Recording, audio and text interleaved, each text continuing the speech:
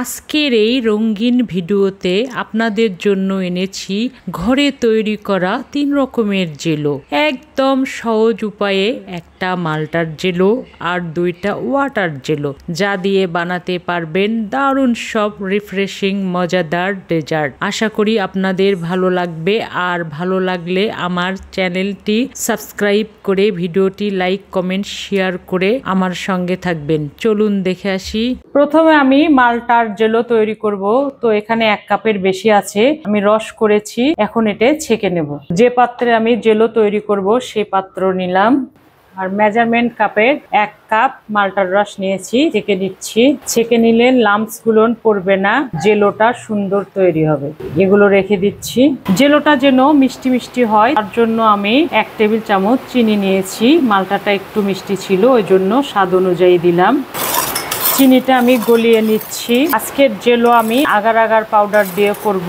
1 কাপের জন্য 1 চামচ আগার আগার পাউডার দিচ্ছি। সবকিছু ভালোভাবে মিক্স করে নেব।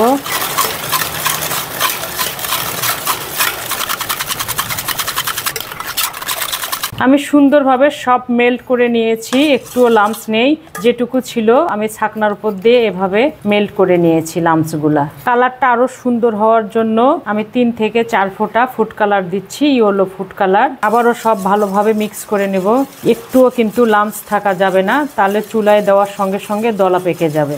আর চিনিটা আমি একদম গলে নিয়েছি। এখন আমি চুলায় চলে যাচ্ছি। চুলায় দিয়েছি, আমি মিডিয়াম জাল দিয়ে দিচ্ছি। জেলো কিন্তু মিডিয়াম জালেই করতে হবে। তো একটু বলকটা পর্যন্ত অপেক্ষা করব, আর এরকম অনবরত নাড়তে নাড়তে থাকবো, না হলে তলায় লেগে যাবে, জমে যাবে।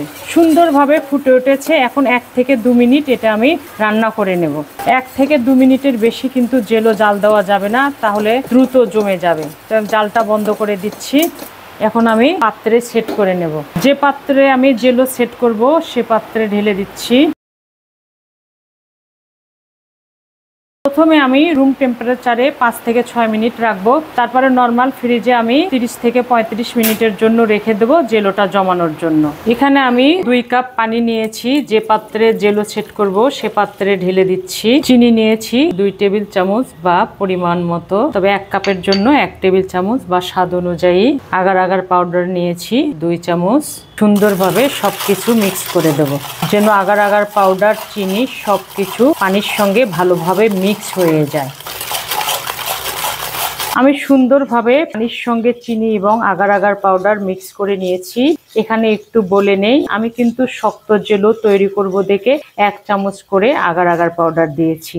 আর যদি নরম করে তৈরি করতাম তাহলে মেজারমেন্ট কাপের 1 কাপ পানিতে বা ফলের রসে 1/2 চামচ আগার আগার পাউডার দিলেই চলতো। তো এখন আমি জেলো তৈরি করার জন্য চুলায় যাচ্ছি। এখন আমি জালটা ধরিয়ে দিচ্ছি। মিডিয়াম জাল দিয়েছি, তো বলকটা পর্যন্ত অপেক্ষা করব এবং অনবরত নাড়াচাড়া করতে থাকবো, না হলে নিচে লেগে যাবে।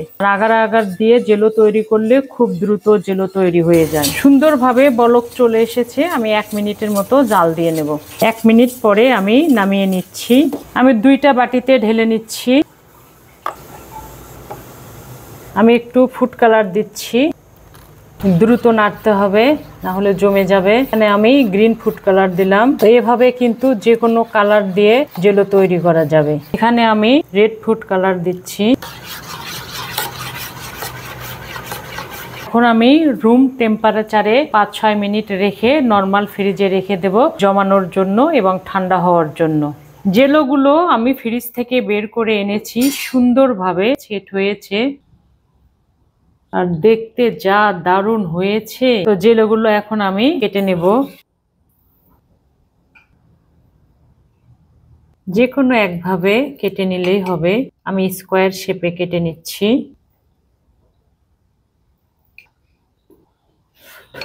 চাইলে কিন্তু এভাবে যে কোনো ফলের রস দিয়ে জেলো তৈরি করা যাবে।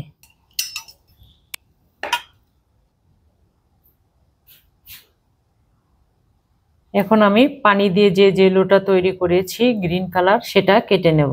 একইভাবে আমি স্কোয়ার শেপে কেটে নেব।